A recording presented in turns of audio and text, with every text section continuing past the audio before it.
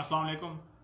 आज मैं बात करूंगा vote of no confidence against chief minister के। चीफ मिनिस्टर के खिलाफ जो भी अगर अदम इत्मीनाद का जो वोट है वो किस तरह दिया जाएगा और कौन सी आर्टिकल उसमें शामिल हैं या उसको कैसे उसको रिमूव किया जाता है उसके ऑफिस से।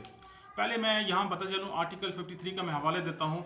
उसका सब क्लॉज 7C जो है वो डिफाइन करता है चीफ मिनिस्टर के रिमूवल को, कि वो खुद से भी रिजाइन लिख सकता है किसी भी वजूहत की बना पर प्रेसिडेंट को, कि प्रेसिडेंट का हमें उसके बाद पाबंद है कि वो उसके जो छानबीन करे उसकी एप्लीकेशन पे, या उसको बेहतर समझता है कि इसको उसके ओहदे से हटा दिया जाए, या फिर वो कोई ऐसा एक्ट करता है जो मावरा आइन है तो उसकी बुनियाद पर पार्लियामेंट जो है प्रोविंशियल असम्बली जो भी जिस असम्बली का वो है चीफ मिनिस्टर जिस सूबे का, उसको उस हिसाब से हटाया जा सकता है।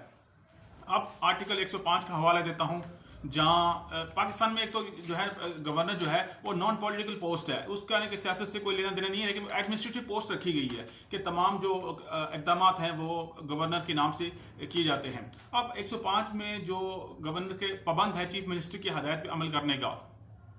अब आर्टिकल 133 चलते हैं, जहाँ से इख्तलाफात जो शुरू होते हैं। आर्टिकल जो 33 है वो मुख्तसर छोटा सा वो आर्टिकल है, उसमें ये लिखा गया है कि अगर कोई चीफ मिनिस्टर किसी भी वजूहत की बना पर अपने ओहदे से हटता है या उसको नहीं काम करना चाहिए, रिजाइन देता है, तो उसको उस वक्त तक काम करना पड़ेगा जब तक कि कोई दूसरा उसकी जगह बंदा रिप्लेस नहीं होता।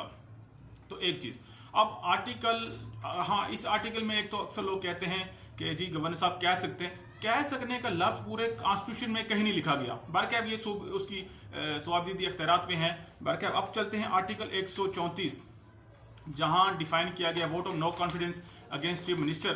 तो कम अज़ कम जो मेजॉरिटी है पार्लियामेंट की मेंबरान की, उनका तकरीबन कोई 20% जो है मेंबर एप्लीकेशन देंगे डिप्टी स्पीकर को कि हमें इस जो है चीफ मिनिस्टर से एतराज़ात हैं, वो अपनी तमाम एतराज़ात इन रिटन फॉर्म में लिखेंगे और वो स्पीकर को जमा करवा देंगे। फिर उस पर वोटिंग होगी। हाँ, मेजॉरिटी ऑफ वोट्स बहुत ज़रूरी हैं किसी भी एक्टिंग चीफ मिनिस्टर को हटाने के लिए पार्लियामेंट के अंदर। हाँ, कोई दूसरा कोई शख्स उसको नहीं हटा सकता जब तक कि कोई मावरा ऐन कोई ऐसा इकदाम या किसी अदालत के थ्रू ना किया जाए। ये तो है इसका procedure vote of no confidence का, जो चीफ मिनिस्टर के हटाने का एक तरीकाकार है। तो उम्मीद करता हूँ आपको ये वीडियो पसंद आएगी। फिर मिलेंगे नेक्स्ट वीडियो में। खुदा हाफिज़।